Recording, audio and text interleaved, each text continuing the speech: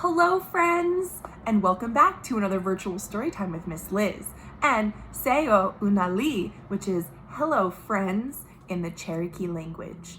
Today, we are finalizing our week of stories celebrating Indigenous peoples, and today's book is a book that I used to own when I was little. It is called The Girl Who Loved Wild Horses, and it's by Paul Goble. If you look up in this corner, there is a shiny metal here. See, the sun is down here. This shiny circle is the Caldecott Medal. That means that this book was so good that it won an award. I loved this story, and I loved the pictures when I was younger, and I love them now, and I can't wait to share this story with you. A note that the author, Paul Goble, is not a Native American person. However, he spent many years of his life and until his death in 2017 living and learning alongside Native peoples, and he was adopted by the Lakota and the Yakima tribes. So we're going to read his story today. Here we go. The Girl Who Loved Wild Horses. Story and illustrations by Paul Goble. I used to love looking at these pictures when I was little. The colors and the plants and the wildlife, it was all so beautiful to me then, and it's beautiful to me now. Here we go. The people were always moving from place to place, following the herds of buffalo. Many Native Americans relied on buffalo as a source of food. They had many horses to carry the teepees and all their belongings. They trained their fastest horses to hunt the buffalo. So you see in this picture a herd of buffalo and some riders following them. And there was a girl in the village who loved horses. She would often get up at daybreak when the birds were singing about the rising sun. She led the horses to drink at the river. She spoke softly, and they followed. People noticed that she understood the horses in a special way. She knew which grass they liked best and where to find them shelter from the winter blizzards. If a horse was hurt, she looked after it. Do you have a favorite animal? I think horses are my favorite animal, and I think they are the girl's favorite animal in this story. But do you see other animals in this picture? I see some birds. I see it looks like a moose. I see some turtles and fish. Wow.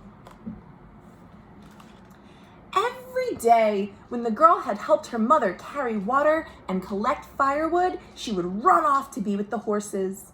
She stayed with them in the meadows, but was careful never to go beyond sight of home. One hot day, when the sun was overhead, she felt sleepy. She spread her blanket and lay down. It was nice to hear the horses eating and moving slowly among the flowers, and soon she fell asleep. There she is on her blanket right there.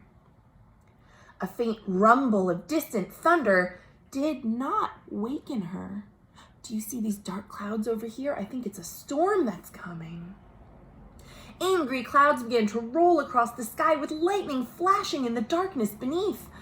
But the fresh breeze and scent of rain made her sleep soundly, even with a storm coming. Suddenly, there was a flash of lightning, a crash, and rumbling which shook the earth. The girl leapt to her feet in fright. Everything was awake. Horses were rearing up on their hind legs and snorting in terror. She grabbed a horse's mane and she jumped on his back. In an instant, the herd was galloping away like the wind. She called to the horses to stop, but her voice was lost in the thunder. Nothing could stop them. She hugged her horse's neck with her fingers twisted in his mane, and she clung on, afraid of falling under the drumming hooves. The horses galloped faster and faster, pursued by the thunder and lightning. They swept like a brown flood across the hills and through valleys. Fear drove them on and on, leaving their familiar grazing grounds far behind. At last, the storm disappeared. The tired horses slowed and then stopped and rested. Stars came out and the moon shone over the hills that the girl had never seen before. And she knew that they were lost. They went so far. The next morning, she was awakened by a loud neighing. A beautiful spotted stallion was prancing to and fro in front of her, stamping his hooves and shaking his mane. He was strong and proud and more handsome than any horse she had ever dreamed of. He told her that he was the leader of all the wild horses who roamed the hills. He welcomed her to live with them. She was glad, and all her horses lifted their heads and neighed joyfully, happy to be free with the wild horses. Look at this picture. Isn't that beautiful? Here is the spotted stallion and a beautiful rainbow, a waterfall. Oh, it's a beautiful picture. I see butterflies and birds and badgers and many plants. But what about her family that she left behind? Do you think they're worried about her? The people searched. Oh, hey, Chili. Chili's very interested in this story, too. Come on up, then. Okay. The people searched everywhere for the girl and the vanished horses, but they were nowhere to be found. But 1 year later, 2 hunters rode into the hills where the wild horses lived. When they climbed the hill and looked over top, they saw the wild horses led by the beautiful spotted stallion, and beside them rode the girl leading a colt. A colt is a baby horse. They called out to her and she waved back, but the stallion quickly drove her away with all his horses. He's, I think, trying to protect his new family. The hunters galloped home and told what they had seen. The men mounted their fastest horses and set out at once. It was a long chase. The stallion defended the girl and the colt. He circled round and round them so the riders could not get near.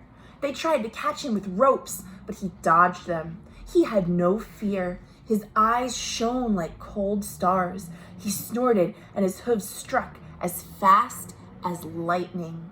The riders admired his courage. They might never have caught the girl, except her horse stumbled and she fell. What's gonna happen? Seems they brought her back to their village. She was glad to see her parents, and they thought she would be happy to be home again. But they soon saw that she was sad and missed the colt and the wild horses. Each evening, as the sun went down, people would hear the stallion neighing sadly from the hilltop above the village, calling for her to come back. It wasn't that she missed the horses only, they missed her as well. The days passed. Her parents knew the girl was lonely.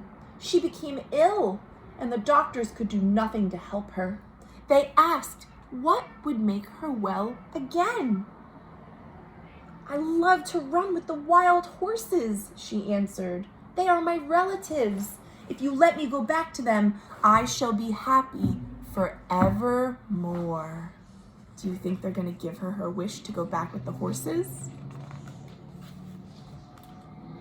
Her parents loved her and agreed that she should go back to live with the wild horses. They gave her a beautiful dress and the best horse in the village to ride. The spotted stallion led the wild horses down from the hills. The people gave them fine things to wear, colorful blankets and decorated saddles. They painted designs on their bodies and tied eagle feathers and ribbons in their manes and tails. And in return, the girl gave the colt to her parents. Everyone was joyful. Once again, the girl rode beside the spotted stallion. They were proud and happy together. But she did not forget her people. Each year, she would come back, and she always brought her parents a colt. See, the horses here and the buffalo down here, and even a little buffalo calf. So cute. And then, one year, the girl did not return to the village and was never seen again. But when the hunters next saw the wild horses, there galloped beside the mighty stallion a beautiful mare with a mane and tail floating like wispy clouds above her. They said the girl had surely become one of the wild horses at last. Today, we are still glad to remember that we have relatives among the horse people, and it gives us joy to see the wild horses running free. Our thoughts fly with them. And that, my friends, is the end. I just wanted to say, this is one of my favorite pictures ever since I was little. I loved this painting of the two wild horses and the sunset. I thought it was so beautiful. So that is it for this book. Again, it was The Girl Who Loved Wild Horses by Paul Goble. I hope you all have enjoyed spending this week with me celebrating Indigenous peoples. And I want to share a new phrase I learned and that my friend Jacob taught me earlier this week. I have to look at my notes to make sure I say it right. It is how you say, until we meet again in Cherokee. It's Dona Dago Hani. Dona Dago Hani.